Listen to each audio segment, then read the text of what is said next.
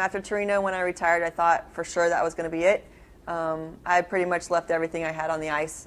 Very disappointing experience for me. But nevertheless, I thought that it was over.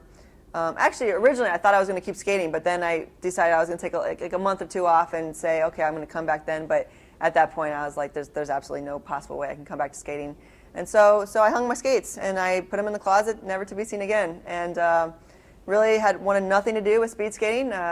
Actually, the thought of it kind of made me sick to my stomach. I didn't follow results other than Tucker. I actually knew Tucker had won a World Cup, but I didn't watch any results and thought that basically that was it and I was moving on. It wasn't until I went to the local ice rink in Miami and skated with the local team there. My first steps on the ice, literally my eyes started to water up. And then once I started skating, I was like, oh my gosh, I remember this feel. And I wasn't strong and I wasn't good, but man, I was pretty smooth still. And I was like, wow, I kind of still have it, and I hadn't skated in like almost 2 years. And so at that point is when I started to kind of fluctuate with the idea of maybe making a comeback, but really I thought that it wasn't going to happen because at that time I was 31, 32 years old and taking 2 years off. And in my sport, to take 2 years off is, you don't really make a comeback from that, and especially someone at my age. And so, but after a couple months of thinking about it and getting a lot of really good support from my friends and family, I was like, okay, I'm going to give it another try. I don't think there have been a lot of changes in the sport of speed skating. I mean, they're always working on new suits or whatever, but nothing like super drastic like you see in swimming or anything like that.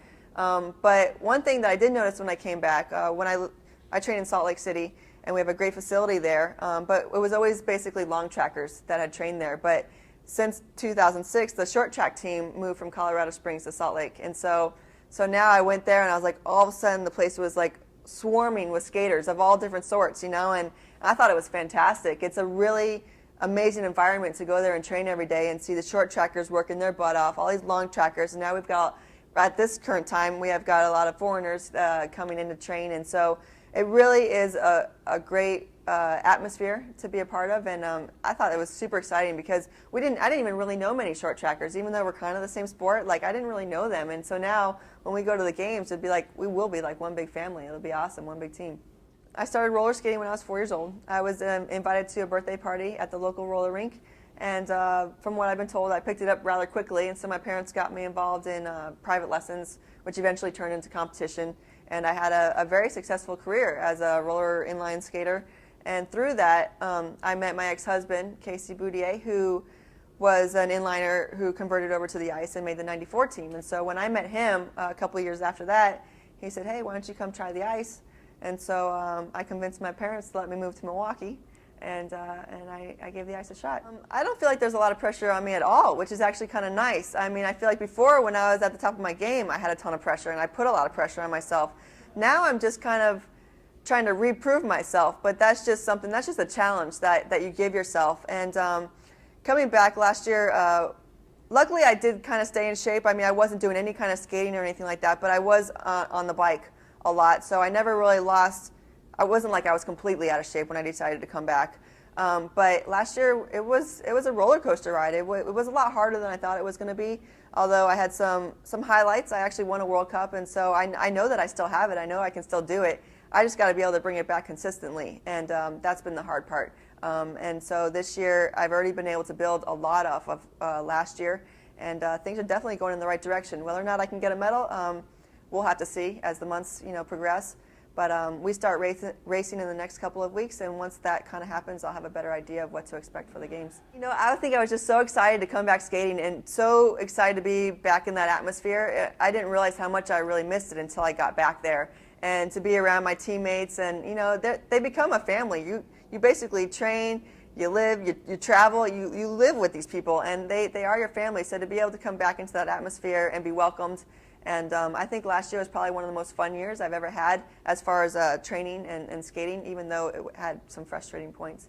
Training's incredibly intense. As a speed skater, what we do is very unnatural. The position that we have to sit in, the way we have to push, the lactic acid that we build, it's very unnatural. And so basically what we train for is to deal with all those things. And so we train like 6 hours a day, 5-6 hours a day, and give or take, and it's tough. It's not easy. I think I was just born to skate, literally. Like, I mean, I love cycling, and it's something that I did a lot when in my off season or when I was even retired. But I don't necessarily want to compete in it. Something about speed skating, I think it's just the purity of the sport, especially long track, because it's a time trial sport. You're not really competing head to head against anybody. The fastest person on that day wins, and I really like that. And I like that if you have a good day, it's extremely rewarding and everyone's happy. But if you have a bad day, you have no one to blame but yourself. Like you're the one that screwed up or whatever. And so I like that everything's kind of on you, and you only have one chance. In our race, we don't have heats, semis, and finals either. We have one chance to go out there, and so you got to be able to put it all together, and you have one opportunity. And I think it's just all that kind of put together, and just the purity and just skating, like the way that the blades feel on the ice is so smooth, and I don't know, it's just a sport that I really enjoy. I love it. My father's Cuban, of Cuban descent. My mom is American. That's why I look American. But it means a lot to me to be of Cuban American descent. I didn't even realize how much it meant to other people until after my first games and after 2002 when I won my medals. When I went back to Miami and everyone was like, "Oh my gosh, you're that little Cuban girl, and you represent all of us and all the sacrifices that every one of us have made, coming over to this country." And like you don't even really realize all that, and like you give us hope, and you're the reason we watch the Winter Olympics. And when you hear all that, you're like, wow, it's very inspiring, and I feel very honored to be a part of that. And I have not been back to Cuba, and I don't know that I will be until for a long while, maybe till this regime is done.